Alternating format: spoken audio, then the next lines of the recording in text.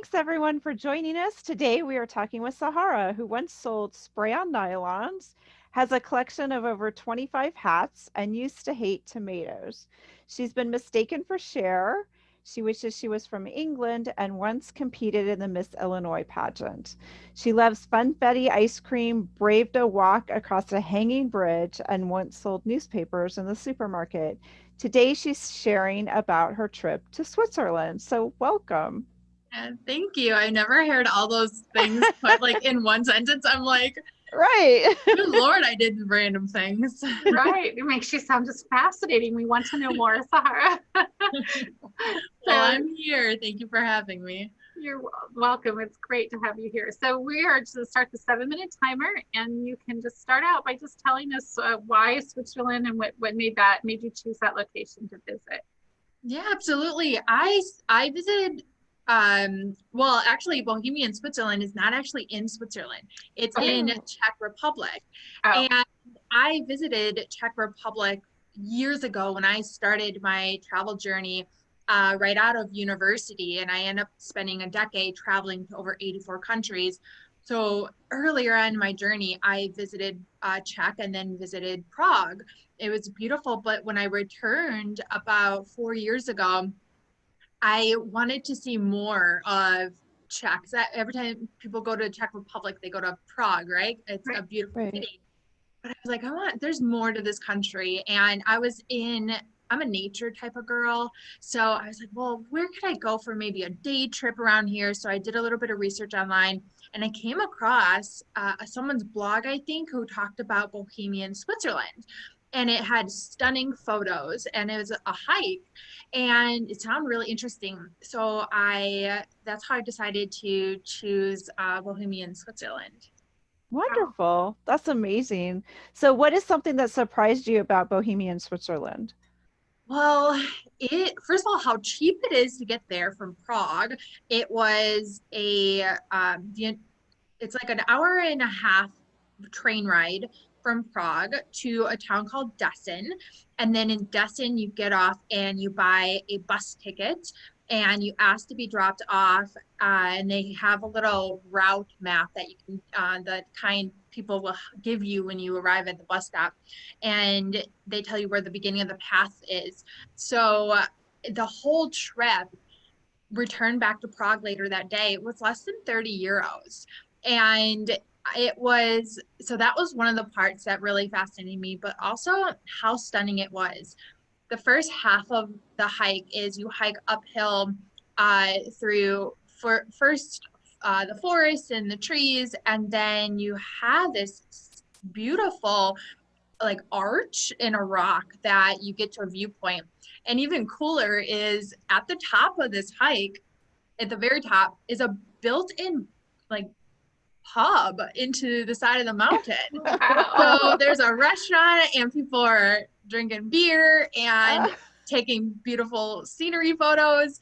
And then it gets even better. So spend time up there, I hike back down, and there's really pretty rock formations along the way to stop and rest at. And then when you get back to that first road where I got off the bus, you go down another path to walk like another 40 minutes down to the river.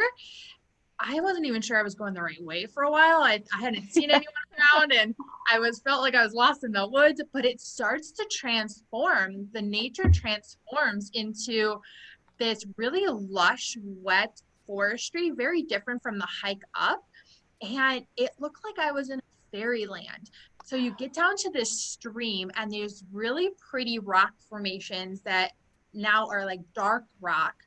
And if you can imagine like where a fairy will live in a stream with beautiful green trees and hanging branches, it was in this, and it was so cool. And you can hop on a boat. There's boats that go through, and they can just take you on a little tour, and you can hop onto the next boat, and you actually have to get onto a boat in order to get off, like to get to the other side, to the other end.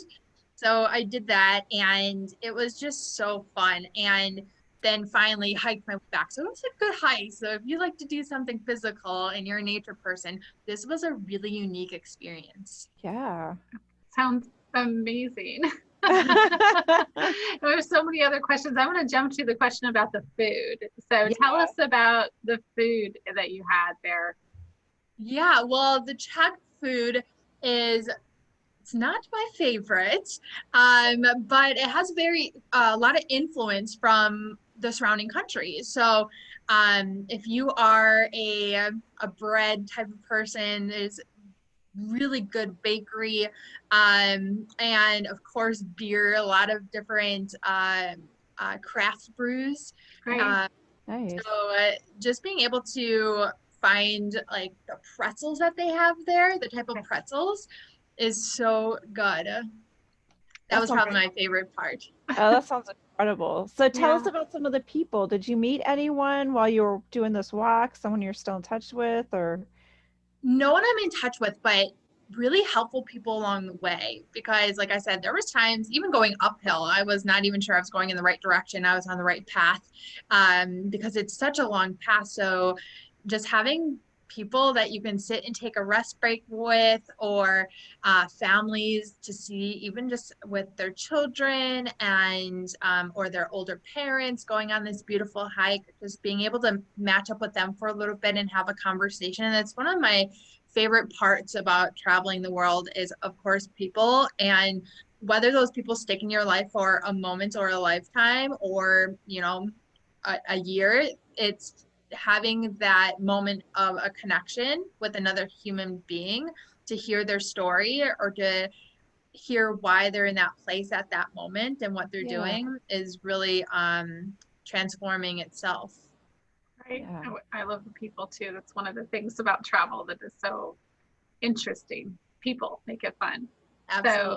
So if you were to do it again, or somebody was wanting to go, what would you make suggestions? Would you suggest for somebody who wants to go?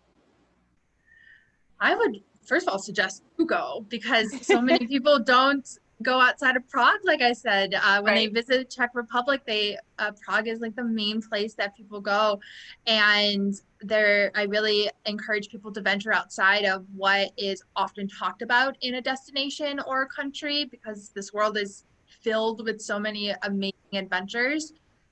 So one, just having that courage to find somewhere else to go, and to get some really good hiking shoes, because I think that mine were not the best tennis shoes, and be open-minded to push yourself, because it is a hike, but also just to talk to people, connect with people on the train ride there, on the bus ride there, on the hike, be up at the pub, and just connecting with people and meeting someone new. That's beautiful. That's our 7 minutes. I can't believe that's I know, that time went by so fast. That went really fast. Oh my gosh. The Czech, and I love that, getting out of the city or out of those places that people, traditionally think of going. They don't realize that the country is bigger than that one city that you think of, right? There's more to England than London, and more to the Czech Republic than Prague, right? There's so much more to it. So thanks, Sahara, for sharing your story. That's our 7 minutes. Absolutely.